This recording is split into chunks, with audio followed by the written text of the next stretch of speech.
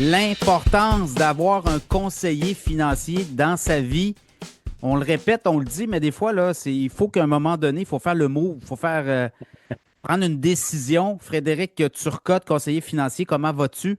Ça va très bien, Pierre. Oui, il faut prendre une décision. C'est vrai, on en voit trop qui n'ont pas de personne ou qui sont Ben, mal desservis. je comprends pas parce que, tu sais, à un moment donné, je comprends que tu peux avoir de l'argent de côté pour tes. Tu sais, des fois, on peut s'amuser, puis on peut avoir aussi là, une direction.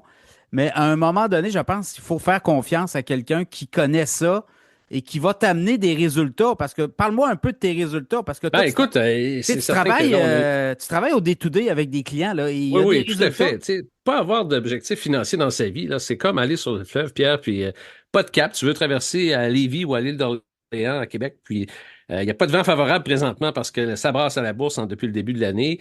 On ne sait pas comment s'y rendre. Alors, quand on ramène ça du monde financier, bien avoir un plan financier, ça change vraiment tout, là. Écoute, puis j'ai des exemples un peu. Bon, c'est comme partir pas de carte, pas de GPS. Il y a des milliers de personnes qui sont comme ça présentement.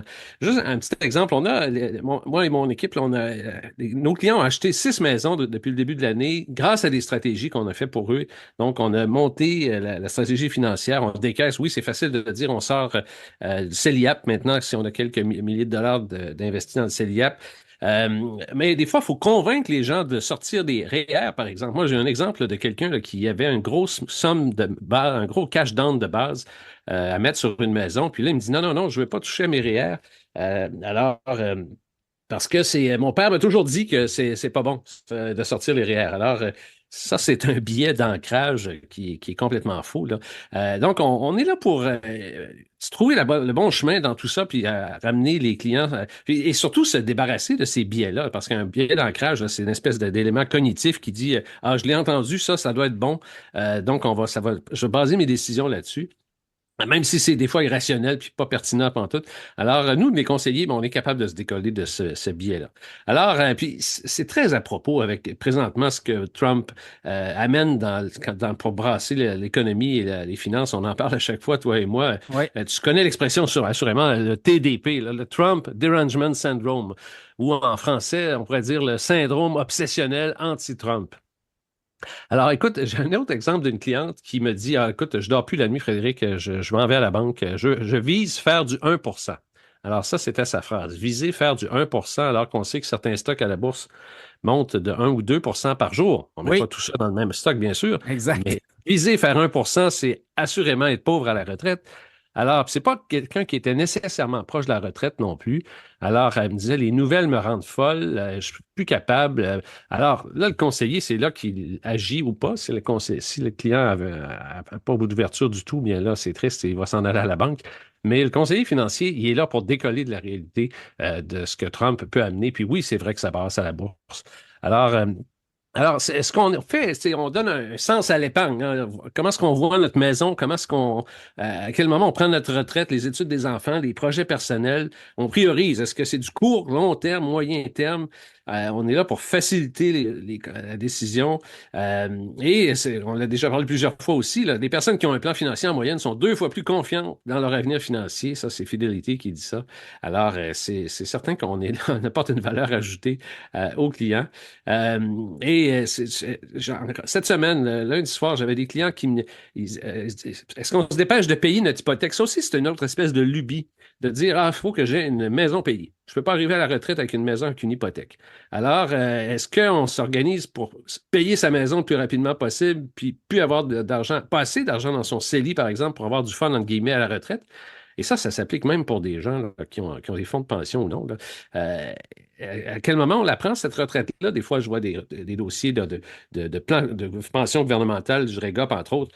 Euh, Est-ce qu'on arrête de travailler à 65 ans aussi? Ça, c'est une autre question que les gens me posent très souvent et ma ligne là-dessus, elle est très simple. La retraite ne veut plus dire arrêter de travailler complètement. Ça veut dire arrêter de travailler la semaine longue, mais trouver quelque chose qui nous intéresse à faire, qui nous passionne, à 2, peut-être 3 jours semaine pendant un certain temps pour étirer l'espérance de vie. Oui.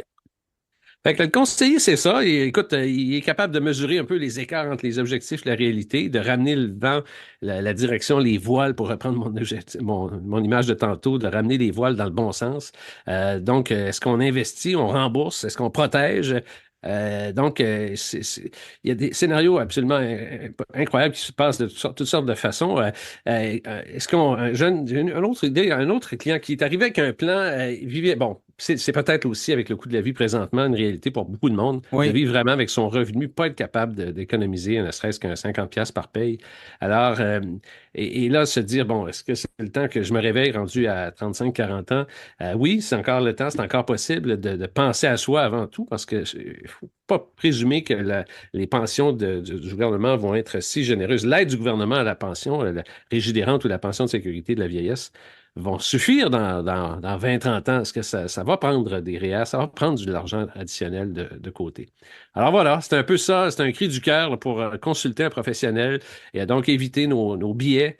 La procrastination, tu le dis des fois dans ta pub, agissez, prenez une décision présentement.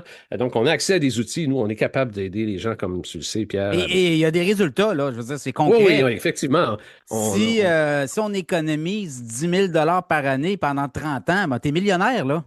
Oui, oui, tout à À fait. ta Ça, retraite, tu vas être millionnaire, là.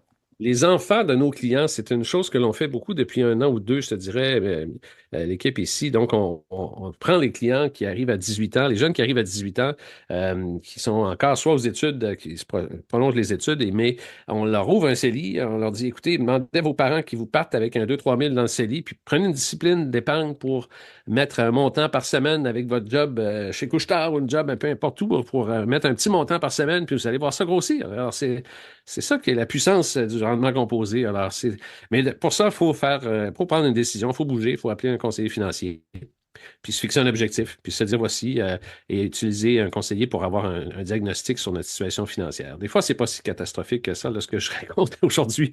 C'est un peu des exemples de situations pas très roses, mais il y en a quand même où les gens Oui. réussissent.